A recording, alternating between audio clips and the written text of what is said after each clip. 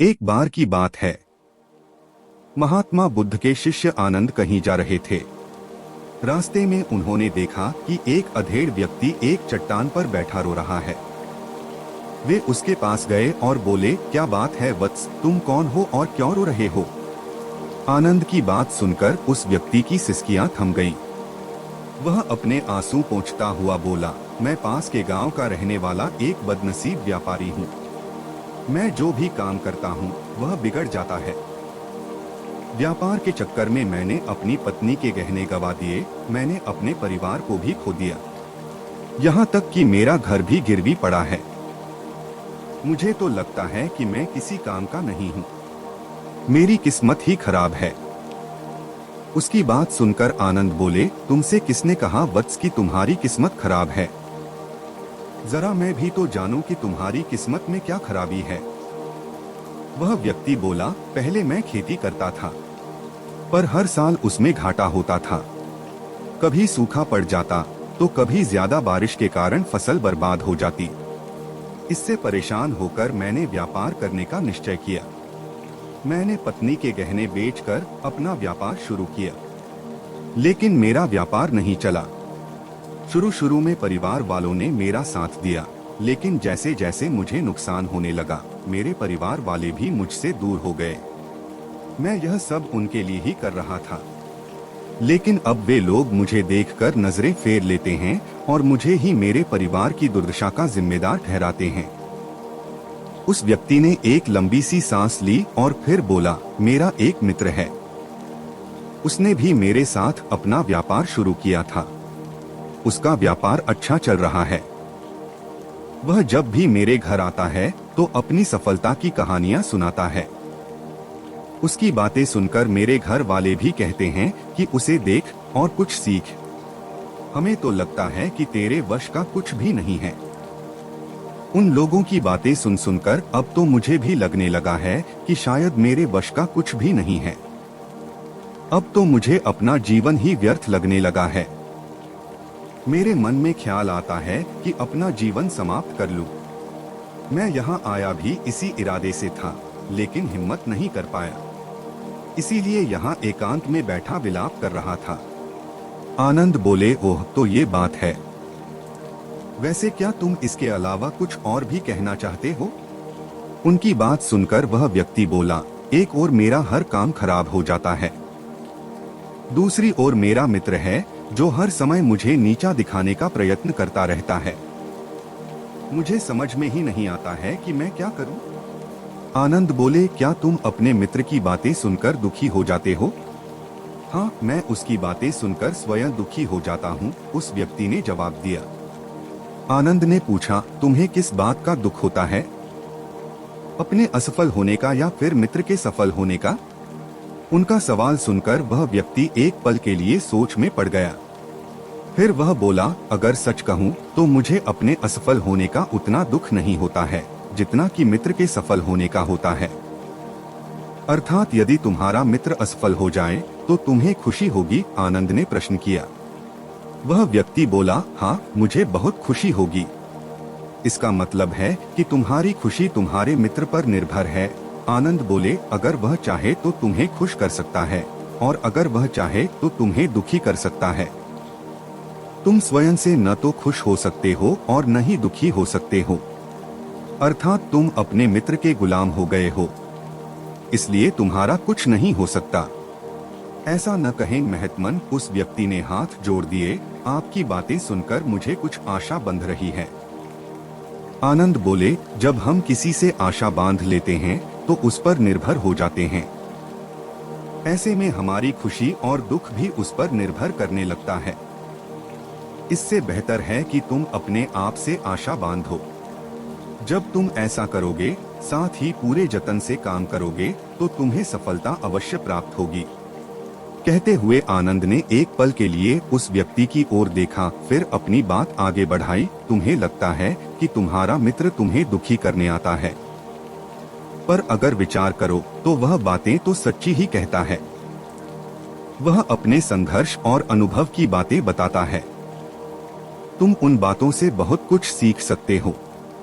तुम्हें इसके लिए उसका धन्यवाद करना चाहिए कि तुम्हें घर बैठे कुछ अनुभव मिल रहे हैं। तुम उन अनुभवों का लाभ उठाओ, नई शुरुआत करो, कर्म करते जाओ, हार मत मानो, एक दिन तुम्हें सफलता अवश्य मिलेगी। आज तुम जिसे अपना बुरा वक्त या बुरी किस्मत कह रहे हो, एक दिन यह बदल जाएगी। इसी के साथ तुम्हारे विचार भी बदल जाएंगे। और देखना, जब तुम्हारा अच्छा वक्त शुरू होगा तब तुम्हारा मित्र भी तुम्हें अपनी सफलताओं की कहानियां नहीं सुनाएगा, तब वह अपनी असफलताओं की बातें बताएगा ताकि तुम उसकी बातें सुनकर भ्रमित हो जाओ, तुम्हारा आत्मविश्वास हिल जाए और तुम गलत निर्णय ले सको। लेकिन उस समय भी तुम्हें अपनी बुद्धि का प्रयोग करना होगा। तुम्हारा मित्र जैसे आज तुम्हें दुखी करने आता है, उसी तरह उस समय भी वह तुम्हें दुखी करने आएगा। क्योंकि जिस तरह उसे दुखी देखकर तुम्हें मजा आता है, उसी तरह उसे भी तुम्हें दुखी देखने में उतना ही मजा आता है। वह व्यक्ति बोला, आपने सही कहा, लेकिन मेरा सबसे बड़ा दुख यह है कि मेरे परिवार के लोग भी इसमें शामिल हैं। वास्तव में मैं तो अपने परिवार के लिए अच्छा करना चाहता था, लेकिन वे लोग भी मेरी बात नहीं समझते हैं। वे भी मुझे गलत कहते हैं और अब तो वे मेरे साथ भी नहीं हैं। आनंद बोले, मैं सब समझ गया। तुम सांत्वना चाहते हो। वास्तव में इस दुनिया में सभी लोग सांत्वना ही चाहते हैं। हम चाहते हैं कि हम जब भी कुछ करें तो लोग हमारी प्रशंसा करें, लेकिन आमतौर से ऐसा नहीं होता है, इसलिए हम दुखी हो जाते हैं। हमें लगता है कि हमारे मित्र, परिवार वाले सब मतलबी हैं। लेकिन तुम अगर किसी को अपना परिवार मानते हो और उसके लिए कुछ करना भी चाहते हो, तो तुम्हें ऐसा क्यों लगता है कि तुम दूसरों के लिए कुछ कर रहे हो? वास्तव में तुम अपनी खुशी के लिए कर रहे हो। इसलिए परिवार के लिए कुछ करना वास्तव में अपने लिए ही करना होता है। लेकिन अगर ऐसा करते समय तुम्हें लगता है कि तुम दूसरों के लिए कर रहे हो, तो तुम दुखी रहोगे। और अगर तुम्हें लगता है कि तुम अपने लिए कर रहे हो, तो तुम खुश रहोगे। क्योंकि जब तुम अपने लिए कुछ अच्छा करते हो या करना चाहते हो, तब तुम्हें सांत्वना की जरूरत नहीं पड़ती है। आनंद की बातें सुनकर उस व्यक्ति के चेहरे के भाव बदल गए। वह बोला, आप सही कह रहे हैं, मैं समझ गया हूँ। अब तक मेरी किस्मत खराब इसलिए थी क्योंकि वह दूसरों के हाथ में थी। अब मैं अपनी किस्मत को अपने हाथ में रखूंगा। मैं फिर से प्रयत्न करूंगा, पूरे मन से काम करूंगा और जब तक सफलता नहीं मिल जाती, चैन से नहीं बैठूंगा। उस व्यक्ति की बात सुनकर आनंद मुस्कुराए और उसे एक छोटी सी डिबिया देते हुए बोले, इस डिबिया को हमेशा अपने पास रखना। इसमें एक ऐसा राज है जो तुम्हें बड़े से बड़े दुख से भी बाहर निकाल लेगा। लेकिन इसे तभी खोलना जब तुम्हारे जीवन में कोई रास्ता न सुझाई दे और तुम्हें लगे कि सब व्यर्थ है। यह दुनिया व्यर्थ है और यहाँ रहना भी व्यर्थ है। उस व्यक्ति ने आनंद को धन्यवाद दिया और डिबिया को लेकर चला गया। उसने नए उत्साह के साथ फिर से अपना व्यापार आरंभ किया। उसका व्यापार चल निकला। अपनी मेहनत और लगन के बल पर वह एक बड़ा व्यापारी बन गया। परिवार वाले भी उसके साथ आ गए और उसका जीवन हंसी खुशी बीतने लगा। अब वह भूतकाल का रोना छोड़ चुका था। वह भविष्यकाल की भी चिंता नहीं करता था, बस अपने वर्तमान को संवारने में लगा रहता था। और जो कुछ भी वह करता था, वह अपने लिए करता था, अपनों के लिए करता था। इसलिए वह प्रसन्न था। उसके जीवन में अब कोई दुख नहीं था।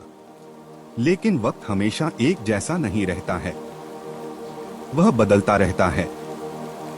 उसके जीवन में भी बदलाव आया।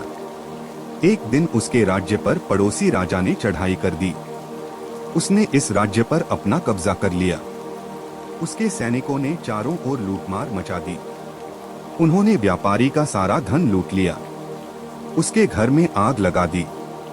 जान बचाने के लिए उसे अपने परिवार के साथ वहां से भागना पड़ा। वह व्यक्ति अपने परिवार के साथ कई दिनों तक इधर उधर भटकता रहा। वह दाने दाने को मोहताज हो गया। उसका बच्चा बीमार हो गया। इलाज के अभाव में वह तड़पने लगा। यह देखकर उसका हृदय चीत्कार कर उठा। वह कैसे अपने बच्चे का इलाज कराए, उसके पास तो खाने के लिए भी पैसे नहीं थे। ऐसे में उसे एक बार फिर निराशा ने घेर लिया। उसे लगने लगा कि उसका जीवन व्यर्थ है, सारी दुनिया व्यर्थ है, किसी भी बात का कोई मतलब नहीं है। भले ही आप जीवन में कितना भी कुछ कर लो, कितनी भी सफलता हासिल कर लो, पर अंततः यह जीवन समाप्त ही होता है। तो फिर ऐसे में जीवित रहने का क्या फायदा? इससे तो अच्छा है कि वह अपना जीवन समाप्त कर ले। लेकिन तभी उसके दिमाग में आनंद की दी हुई डिबिया कौंध उठी। उसने उत्सुकता के साथ उसे खोला। डिबिया के भीतर एक पर्ची रखी हुई थी। पर्ची पर कुछ लिखा हुआ था। उसे पढ़कर उसकी आंखों के आगे छाया निराशा का अंधेरा छंट गया और वह मुस्कुरा पड़ा। पर्ची पर लिखा हुआ था, यह समय भी बीत जाएगा। उसने डिबिया को अपनी मुट्ठी में भींच लिया और एक नई शुरुआत के लिए उठ खड़ा हुआ। दोस्तों, अगर आप भी ऐसी ही परिस्थिति से गुजर रहे हैं तो निराश न हो। अपने अतीत पर शोक मत करें, न ही भविष्य की चिंता करें। अपने वर्तमान को जिएं और उसे बेहतर बनाने के लिए सच्चे मन से प्रयत्न करें। यकीन जानें, जल्दी ही आपकी किस्मत भी बदलने वाली है। धन्यवाद।